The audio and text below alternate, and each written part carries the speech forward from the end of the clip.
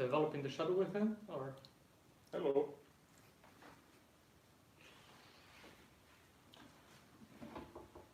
Good job. To be aware of Serious talks this shit. we have to do. So cool. Here we are on the first episode, pilot episode of. Fuck, I don't know to which camera to look at. Anyways. Move your eyes, just look at this. Yeah, exactly. Yes. So yeah, welcome to the pilot episode of Orbiting the Mind. Is the first episode, I guess that's what pilot means? Pilot, yes. Yeah, because when some TV series do a pilot episode, it's because it's like the first one to present. That can be last. Yeah, if it doesn't can be last, but let's see. That's the point. Of orbiting the mind. So basically, this idea of this recording this was that me and Maxim, we usually talk about some stuff, and we want to talk about this stuff and record it because it's usually very interesting talks about the mind. And yeah, I'm Jonas. I work as a software developer here in Stockholm, Sweden. I'm originally from Brazil, but anyways. And yeah, go ahead, you. I would formulate a little bit differently what we're talking about. That we like to think that it's interesting topics, and we enjoy them. Yeah. But they are not necessarily really interesting. It's interesting to us. Yes. So I'm Maxim, and we have no idea what we are talking about. This is the most important stuff that we have some courage to talk about stuff we don't know, and explore the limits of the stuff we don't know. Limits of our stupidity. It's not stupidity, it's ignorance. But I guess that's how you become non-ignorant, I guess. Or at least aware of your limits of your knowledge. Yeah. So yes, let's. You're also software developer and stuff, right? Yes. So yeah, it's important to point out that we are both software developers, so we are not into professionally into this area that we will talk about. But yeah, the podcast Orbiting the Mind is mostly about the mind, philosophy, and psychology, which are the things that we talk about very often, and we find it very interesting. But we have no idea what is it and how does it work, so it gives us a discount. Yeah. And we can continue talking about it. I think the overline of it is like we are just people like you. We are recording this to ourselves and also to people that are like us, that find interesting, that find this topic interesting, but are also in this journey of discovering themselves in such topic, so that somehow have some limited knowledge on it. And today's topic will be developing the shadow within, like developing your inner shadow, which can also be said like bringing the unconscious into consciousness. And yeah, like I wanted to ask actually, like how did you get interested in such topics? I'm actually interested in it for a long time. Yeah, but I cannot track down the events that led to it. I just somehow started to read Jung at some point, because actually he's just fascinating. It's a good read. For example, the first book that I read was, I don't know how is it in English, it's Human and Symbols. Is it the Archetypes one? Archetypes and Symbols, Symbols and Archetypes. How is it? Yeah, I think that's it. What is the name of it? We can list it on the description later of the video. Yeah, it's a fascinating book where he explores the archetypes that persist throughout generations of people and different cultures that emerge in different cultures. That's the first book that we read. Yeah. No, not the first book that I've read. I know, first book about was philosophy and psyche, right? I think so. I think this was the first book, and I found it super fascinating that there is such a rich inner dimension of stuff, rich in events and even entities that live there, and you're not that you invented them or that they were first that they first emerge in your psyche, but they're kind of persistent throughout history, generations of people, and they're kind of part of common sphere of mind, of just human mind in the abstract sense. Archetypes like archetype of mother, archetypes of father, wanderer, teacher, and this kind of stuff. Because we probably had the also fantasy ones. Yeah. We had this kind of archetypes for a long time. They probably root in reality, and then they're persistent in reality. Those roles that they're kind of ingrained in some way in our brain. No, I don't think so. I actually think that it is cultural thing that gets propagated through the culture. I think it's kind of a collective maintained thing. Yeah, and throughout history. It is. Sometimes you know about those roles not directly because they tell you, oh, this is this role, but it's implied by the negative space. You see that, okay, there is some, do you know what I mean? Like there is some role when you hear the stories in the books. Yeah, you start to fill in those archetypes. They start to take places. A lot of times you don't even know how to explain them, but you feel them and you feel like you know them somehow. Like for example, the very typical story of any animation or children's story or fantasy stories, like about the fight between good and evil and the dragon and the hero and all this kind of stuff. So these are all archetypes as well, actually. I'm Russian, and we have a lot of fairy tales. And in a lot of those fairy tales, we have persistent characters. For instance, we have Baba Yaga. And it's very interesting to read about origins of this persona, entity, whatever. Yeah. That she lives in a house on two legs, and apparently we had a very old tradition of burying people this way. So to bury someone, it was done in the forest. People would build a small, tiny house on wooden legs. So basically, she symbolizes a dead person, and she is even called that.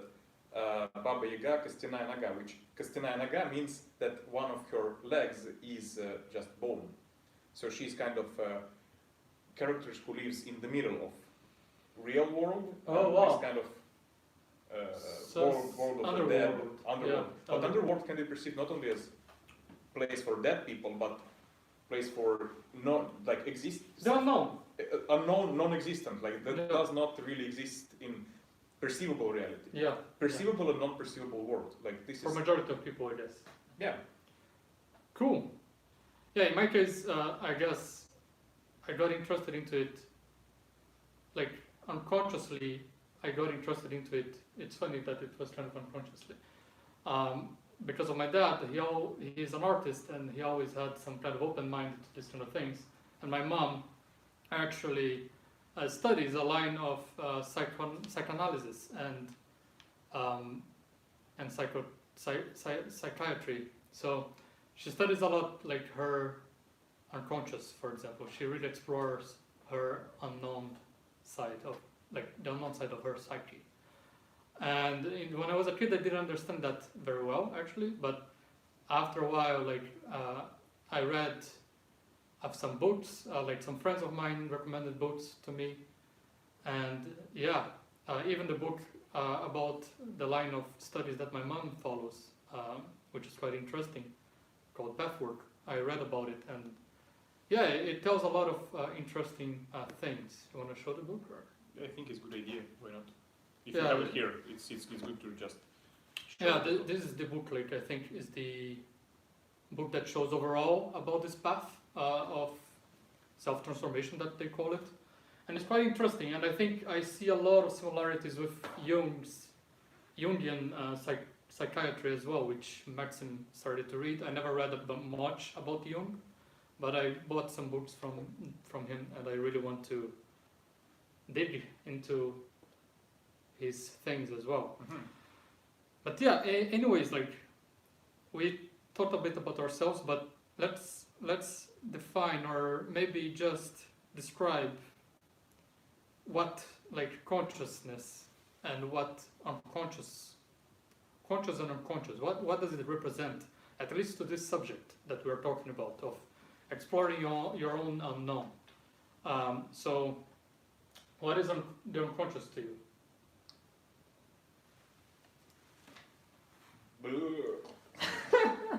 It's hard to. It's very hard for me to give a proper definition of it, but trying my best. I think unconscious. I don't know if it's even a valid term. Like there are terms that don't have any meaning. I think there are different interpretations on it. Jung had something called collective unconscious, also, and how. Okay.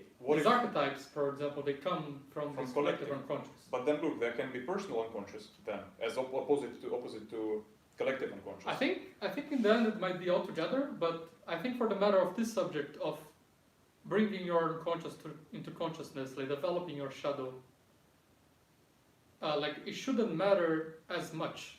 It shouldn't matter that much.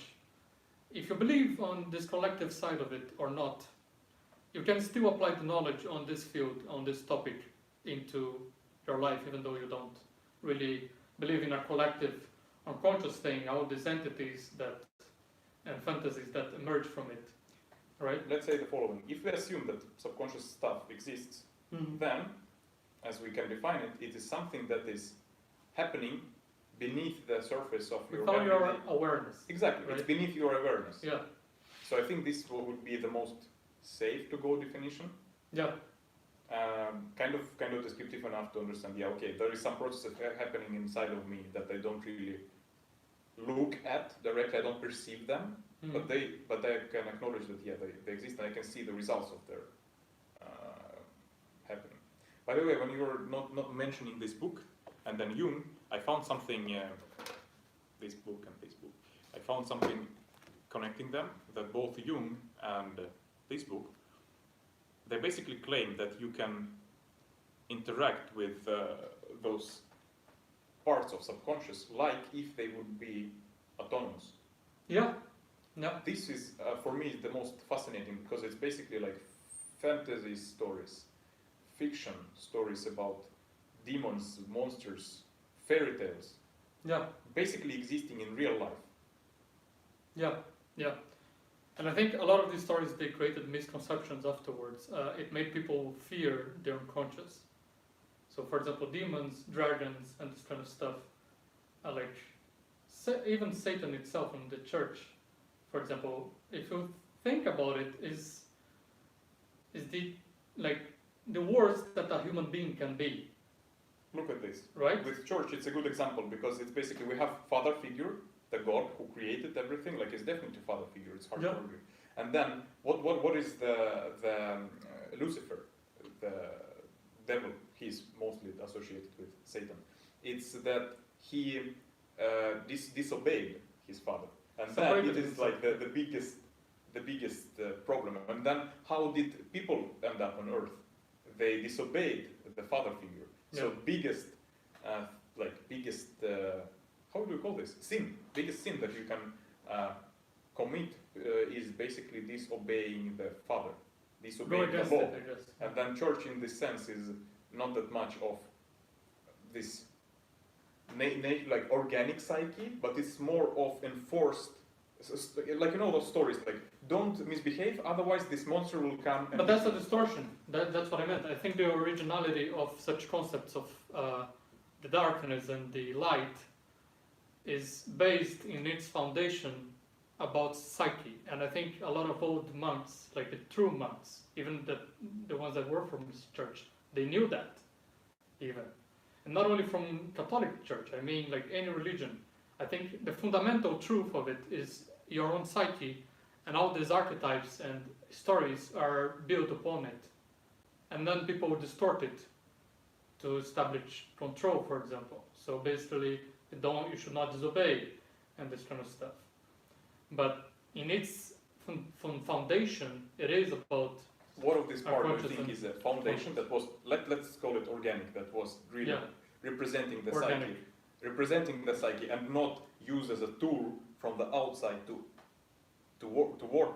enforce some stuff on your psyche, like these stories about demons that are church related. They basically are politicized. It is a tool of control. Yeah. So what part of it do you think is organic? What part of it did emerge, and then basically church used it to promote fear and to control? Yeah, but what parts of it are organic? You say that the baseline is I think the fundamental level of it, for example, when you look into these stories, if you analyze it in a psychiatry way, in a psychiatrist kind of mind, like imagining, for example, Jordan Peterson is a guy that is very polemical, but he has a lot of talks and lectures about this. He tells about these biblical stories and even modern movies and like fantasy stuff. In its foundation is all about our own psyche and about the adventure of unveiling the unconscious. Then what you mean is that basically only characters are more or less the archetypes that emerge? They are you. Yes. That's what I But mean. basically what you mean only the characters themselves, but the stories and their interactions that are... They can tell a lot of stuff, a lot of a lot of stuff that is related to psychoanalysis and psychiatry, like our own psyche. They tell stories Which one? I'm in lost. an abstract way, like, I mean, biblical stories or any other religious story. Mm-hmm. And people are afraid because they imagine it as something external. Mm-hmm. And then they are afraid of it and they obey, and then the church also takes advantage of it. They are talking about sins, and the actual thing is that you need to be conscious about them. You shouldn't run away. If you run away, you're basically a sheep. You're basically a object of control, and then the church is the one controlling.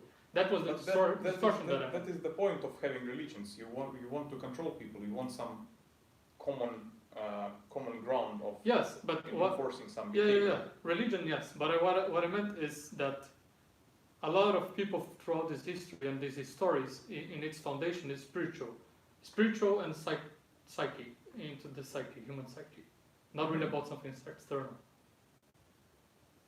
Okay. You see what I meant? No, honestly, I'm lost. I think we intermixed two concepts. Like, I think I'm too attached to the idea of, okay, church. And you're talking more about this archetype that church is using and how they are actually part of psyche, in terms that they were like... Not church. I think majority of churches are actually just interested in controlling masses and stuff.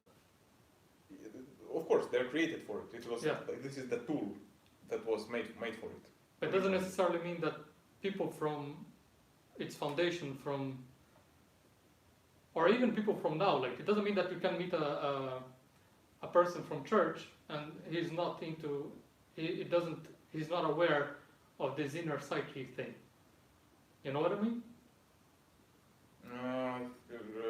It's two different things, like the church and control of masses, and actually visualizing these stories into what they really are, which is about an inner journey, not about a journey that happened before, like in ages ago, and like the flood, like the fall of the angels. Okay, very interesting.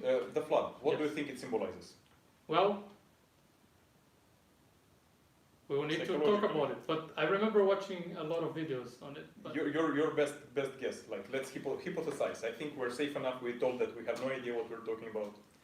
Yes, hypothetically. There you go. Like the flood, I can speak from myself, but I read about it and I don't really remember the full interpretation of it. But if we interpret it into like your own psyche, so basically the flood is the unconscious emerging and you becoming completely unconscious and lost the contact, like drawing on this flood, as far as I remember. But this is the max that I remember about the subject. I need to actually study more. There are several important points in this flood that the Noah, he was notified by the angel, like, look, the flood is coming. By his conscious. Yeah, and then he was, okay, let's tractate it. It's interesting. And then the camera stopped. It's a great chance to restart the sound recording again. The camera stopped, so we are setting up again everything. Okay. Actually, we speak a lot. It's already 20-something minutes. Yeah, this is the thing. You have a lot of notes. We probably will have to stop somewhere. Yeah, we can do that. And also, you can cut it so you have very nice parts of it. Exactly. And we can record. And we cut the shit. The hello part was very awkward. Let's re-record in the end. Okay. We did not, like, I don't think it's important to say what is, like, it could be done more like faster. I prefer faster giving background. Like, hello, I'm Jonas. If you We're do software prefer it, developers. yeah. We like philosophy. Like, so it would be blah blah blah, boom boom, because we were unwarmed up, right? Yeah, we were relaxed And now we kind of are in the flow. oh, don't do it. This is stupid what you're doing. You will lose your ship. Put it in proper place. Don't be stupid. Mikkel showed me an interesting phenomenon recently. Apparently, people, Swedish males, from the age 50 something up until 70 something, like middle to old people, they have a very interesting pattern of communicating. So first of all, when let me turn it on again. New audio recording, noise. Okay. I wonder if with the fact that we are not looking much into the camera is a problem. Do you think so? We will review the video and we will make, like, it's good that we are doing it now because we will know, like, Yeah. does it look good? Okay, this recording is going. Fuck. What, it's not recording? Oh, It is. battery died, my dude. Battery is dying. Fuck, you don't We have battery. We need to wrap up, yes. Fuck. But we can continue with the cell phone and fuck it. Well, yes. Yeah, the recording will be recorded anyway. Who cares? So, okay, we were talking a bit about the unconscious, and we were making some analogies with religion tales and even fairy tales and etc. But you know what happened? I think when you opened the window, it became too light. Yes. Thank you. and there is noise as well. Yeah. I just open to be a bit fresher inside. We just need Clap to, again. we need to fart a little bit less. Yeah, so we are back after the camera dying. But anyways, we were talking about these analogies with the unconscious, and I think it's enough of this topic for now. Wait, it just ended on nothing. The flood. It's Yeah. interesting discussion. So Noah was living his life with his family and shit, animals all around him, and then angel came and said, "My dude, there is a flood coming. Everyone will die unless you build a huge fucking ship." Mhm. And at first he couldn't believe that this kind of shitload of work could drop on top of him, but he was very lawful. So he started to build a ship, and everyone was pointing fingers at him and laughing. That look, he's building a ship, what a stupid Noah. But he insisted on continuing, and then he had sons who helped him, and there is another biblical stories actually that he's had 3 sons or 4, and then they started all the nations. Yeah. There is a lot of Sim, Ham, and another one, whatever. I don't really know the whole thing, but he started to build it, and then he got every animal, like a couple of every animal. How do you tractate it as pathological? Let's put in an episode, because right now I can't really interpret it. It's very complex. It's full of hidden meanings. But I agree with you that all those stories, they might be related with... I can tell one of the modern one, Pinocchio. Okay. Have you watched Pinocchio?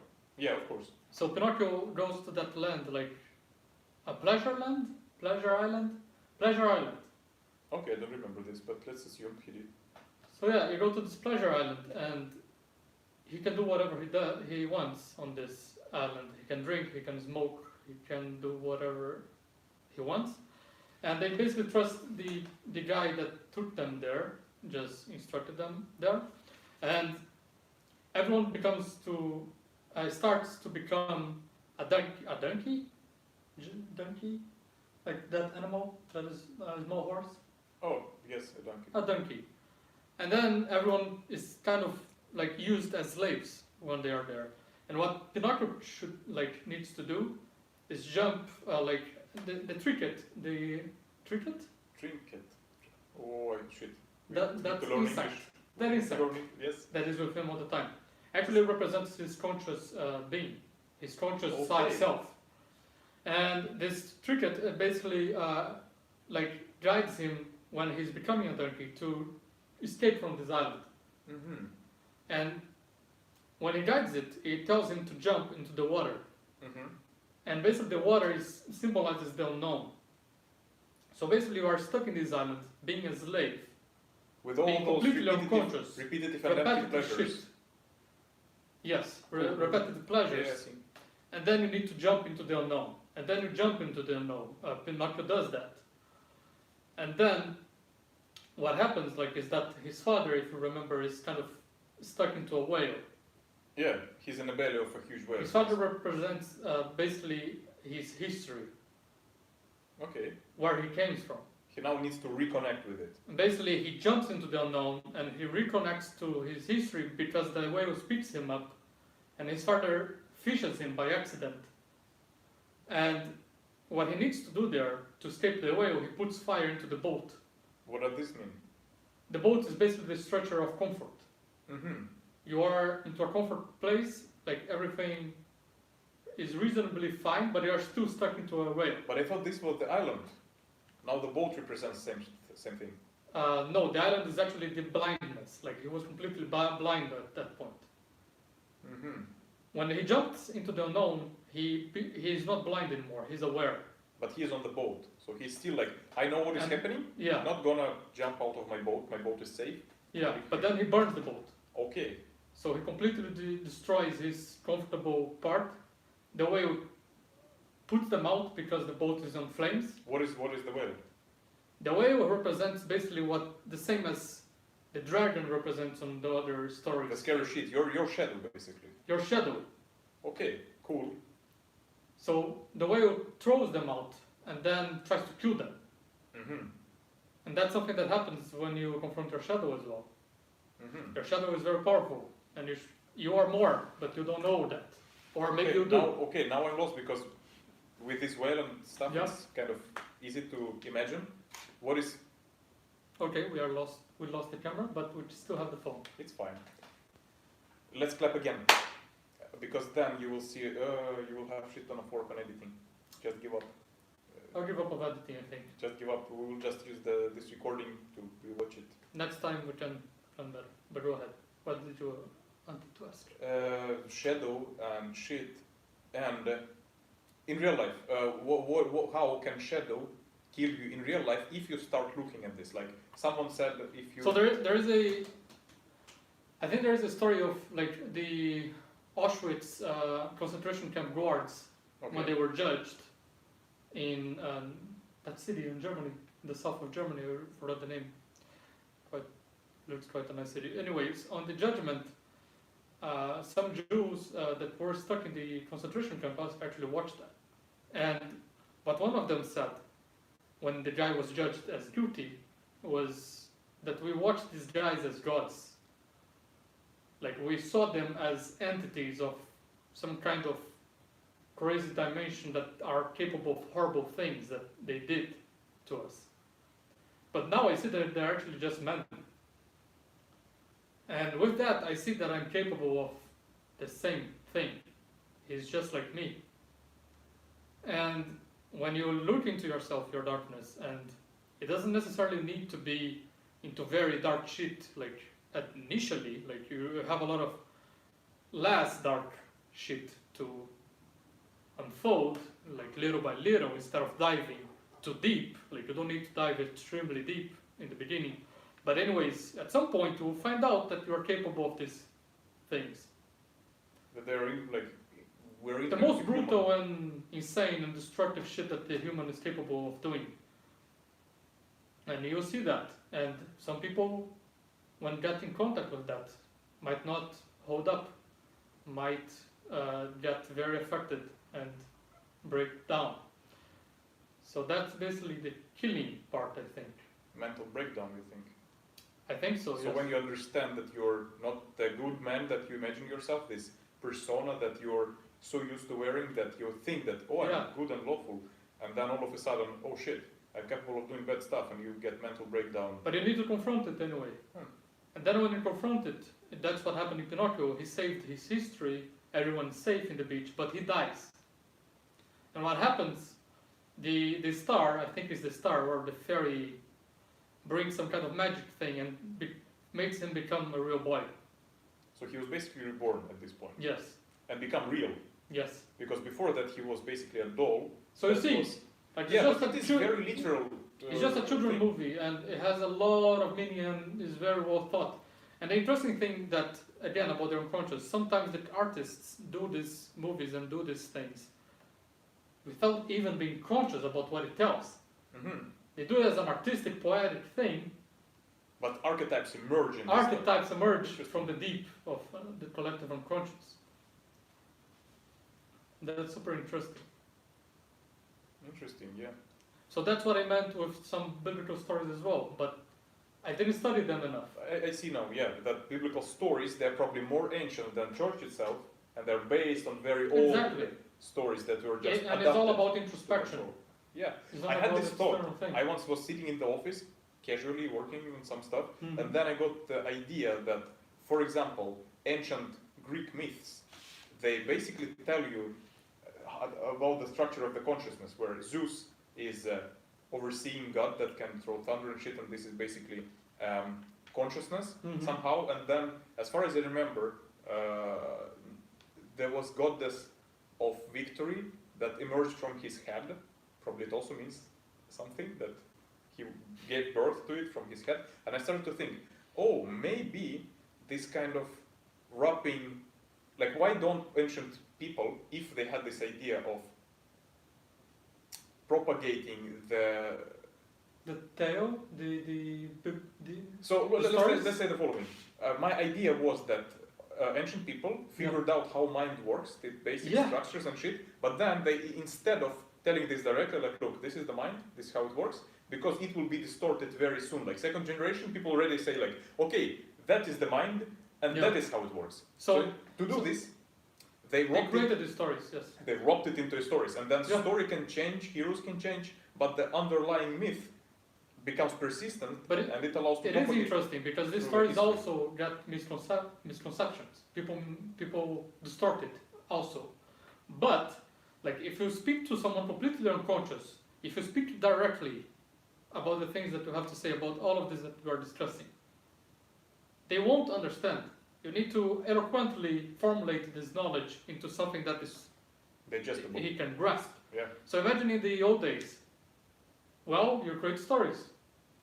Oh, so there is characters like, look, in this thing you wear on your shoulders, there is Pinocchio happening, whales and fathers inside of them.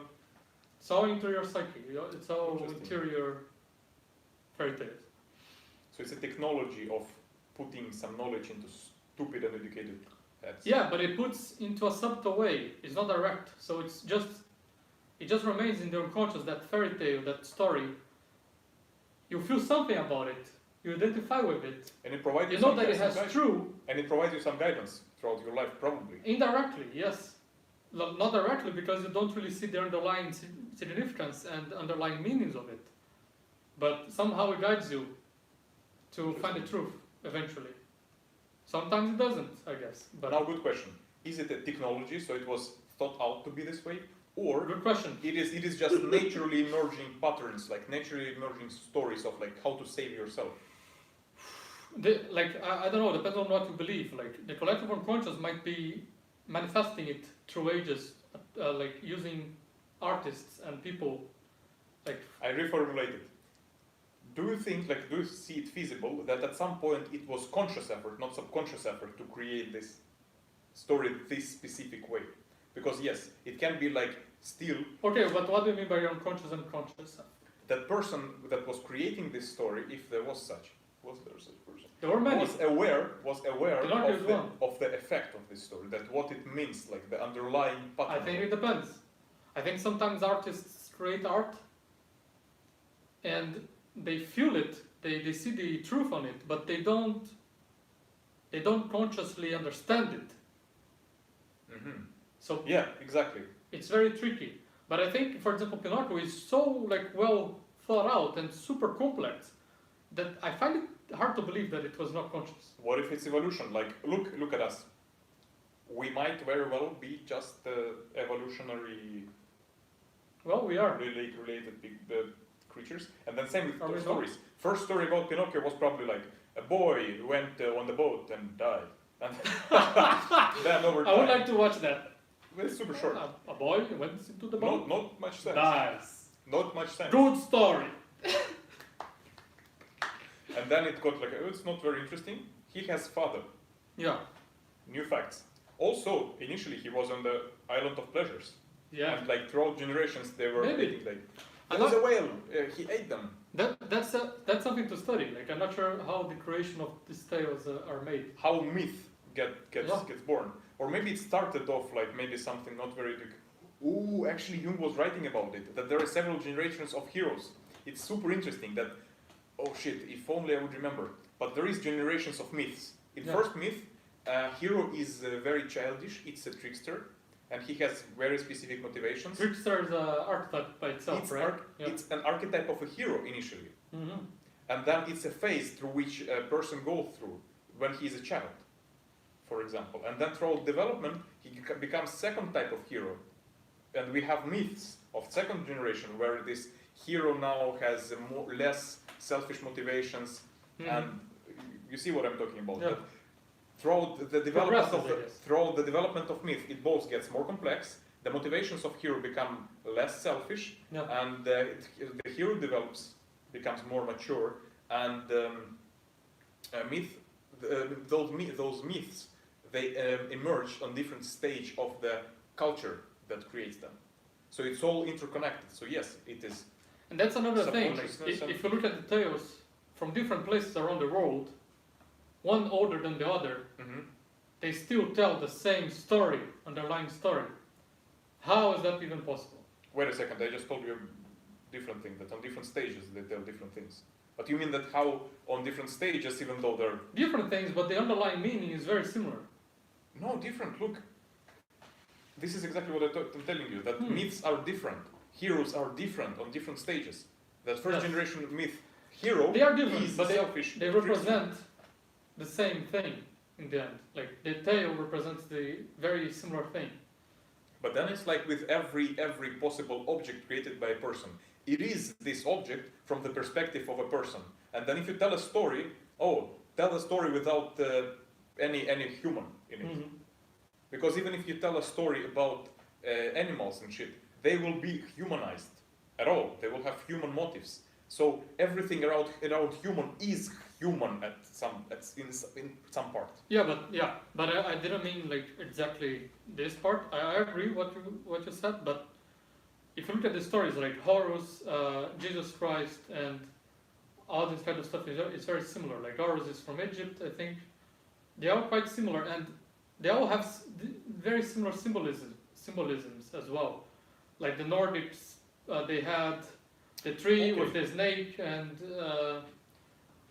we're talking about a little bit different things. Yeah. We are comparing same stage of myth, that the myth that ends up emerging on like let's call it golden age of mythology, like age of myths. But that's a bit about talking about the collective unconscious, how similar patterns emerge in different places. That's what I meant. Okay, and here I agree, because even those generations of myths, they tend to repeat in every culture. So you're just comparing the underlying structure. Yeah, that tends to end up in the same ultimate myth. And then every other stage is also same in those pyramids. Of course there are different abstractions and different characteristics to it, but... Maybe not.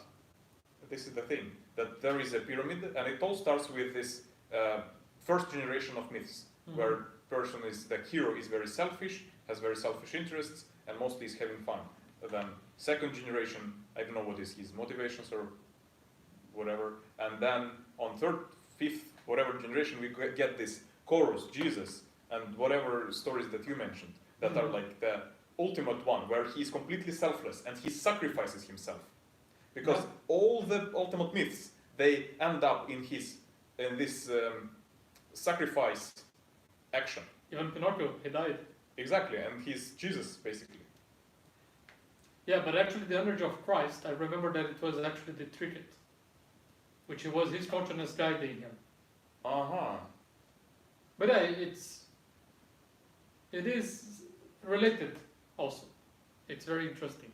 But okay, we talked about these tales and these analogies that humans create upon the unconscious and all this like subject. But how about like things that we can pretty much perceive right now at this moment, thoughts, emotions, actions,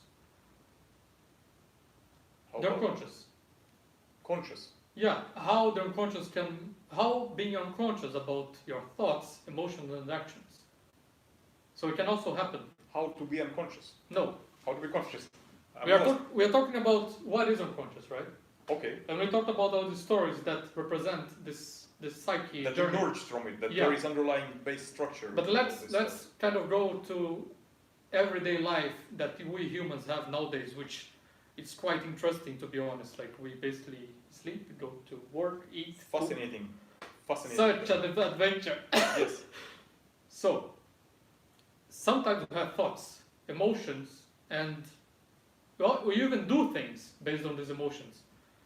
And sometimes we do it unconsciously. Okay. So this is one example. Let's talk about it. Do you see yourself doing it very often? Every day. Every day. Example. There is different levels of unconsciousness. Exactly, yes. I once had to go to the doctor and give my pee tests done, so I had to not pee for a while in the office. And then at some point I found myself going to the toilet. In the toilet and pee. And peeing, and thought, oh shit, Completely now I have automatic. to postpone this for a couple of hours. Completely automatic. This is Exactly. one level of unconsciousness. You can just do things without thinking, like Yeah, automata. I guess these are very much habits that are created, right? Like, even when you go out to your apartment, sometimes you lock the door and you are outside and you're like, what the fuck just happened? Did I lock the door? Or not. It's automatic. It's completely unconscious action. But then you said, oh, it's all habit. Well, what if everything is just a habit? Thought pattern habits. That you are used to thinking in certain way. Or perspective habit, that you are used to perceive stuff in specific way. And then what if there is, the subconscious is actually an empty term? That actually all the subconscious things that we give names and we perceive as humans, because we tend to humanize even animals, that we tend to perceive them as if they would be humans.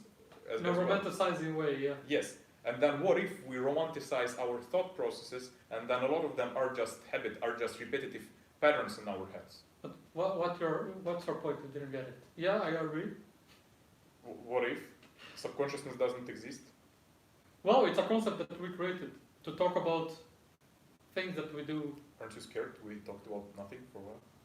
No, that's what we talk about. We talk about nonsense. No thing at all. Nothing. But of course, it's just a concept that it was created to talk about this.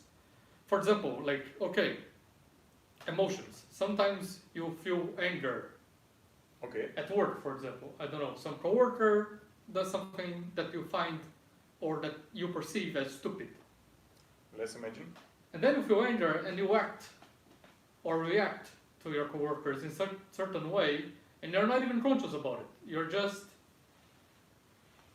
just reacting in a destructive way, and it's not a good thing. Instead of analyzing what is your motive, why did you get irritated? Why did you get irritated in the first place? Exactly.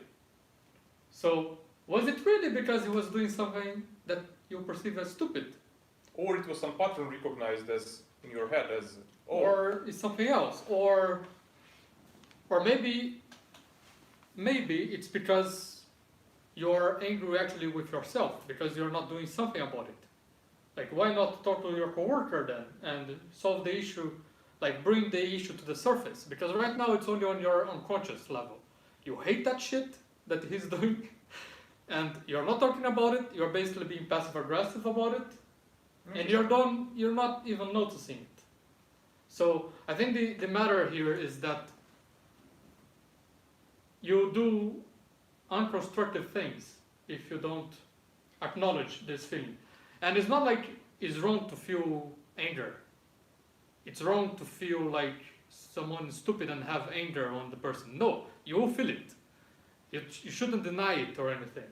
But then there is a problem with misattribution, I don't know. When you feel anger and you think, I am angry. Well, you are not angry. You just feel this emotion, and then you can basically still behave in a certain manner that is non-destructive, for instance. You can. You just need to be conscious. Instead of completely associating yourself with this thing unconsciously, not And- paying attention. And this is a daily activity. Like this is also about the topic of bringing the unconscious to conscious. Which is basically paying attention to Observe what it. is happening inside of you. Observe it. Like, I feel this. Yes. Which basically can be just a broken pattern recognition. So person did something, Exactly. and instead of perceiving it as it is, as an event on its own, You are creating You some kind of narrative even. yeah, you associate it with past events of yourself. Exactly. A lot of associations, like how our brain works, basically. And you don't even notice. A lot of people do that and don't even notice. And you react not on an event of this thing, but on a created image of this event that is messed On up, a narrative. that is connected to so many stuff unrelated to this person and Yeah, event. exactly. So this is what is wrong with the subconscious, if we want to point something wrong with it. Yeah. Let's say not wrong, but unconstructive. What can be unconstructive about it? Yes, that Yes, if you right. don't pay attention to your reaction, if you don't perceive it consciously, And- then it might end up in destructive behavior. And if you don't acknowledge it, and if you don't bring it to the surface and try to actually solve the problem, it becomes stagnated psyche in your brain, like in your psyche. Like you basically have this energy, this negative energy that you hate that shit, and you do nothing about it. You're just passive aggressive about it, and it won't go away unless you solve it, unless you acknowledge it. And that's one thing that you can do daily, even. Pay attention. Pay attention and observe yourself. And yeah, we already talked about analogies with light and darkness, analogy of fairy tales, and another examples of unconscious things. Do you want to say something? It just felt like super good ending of the episode. Oh, really? Like, outcome. Pay attention. This is the thing, because we You basically want to went end it? Well, how much time do we have? it feels like very good. An time. hour. Yeah, because I will show it to the camera, fuck it. I still have a few notes that we can talk about. But really, don't you see that there is a super good narrative that we started with defining what is unconscious? We tried to have some examples. So much notes. But yeah, I agree. That paying attention is the solution. But I think we need a part 2. Yes. Okay, we need a part 2. Because, I mean, it's not only paying attention. First action. Pay attention. It's the first action, Like yes. first outcome of the pilot episode. What to do if you feel unconscious? This was a Pay good some outcome. attention. Yes. If you think that you are fighting with your shadow and you don't you want to fight it successfully, pay attention. Not only your shadow. Well, I guess these things are also included in your shadow. Like Yeah, we tell all the bad stuff. self-images. All the bad stuff is shadow. No, Even- everything that you reject. Not only. For example, you create self-images of yourself, Okay. right? You create different self-images, idealize self-image, and then you behave and you oppress yourself to behave in a specific way. So you would conform, like, okay, if I'm ideal self like That's- this, then I can behave like Yeah, exactly. So if you're angered by your coworker or your partner. It's a huge topic. I have a lot to say about the images. Let's do it second episode. Okay, second episode about images and inner parent and Yes, childhood arts. It's super interesting, yes. I like this. I like this as well. I think it's a good format. I think we should spend more time. And we shared some information between ourselves as well, I think, right? Yeah, it's super interesting. It was more or less what we do when we're not recording, I think. More or less. Yeah. Or even better, I would say. I think eventually it can become something valuable source of nonsense. Oh shit. Yes. Anyway, bye. Bye everyone. We need to clap, I think. I think I clapped.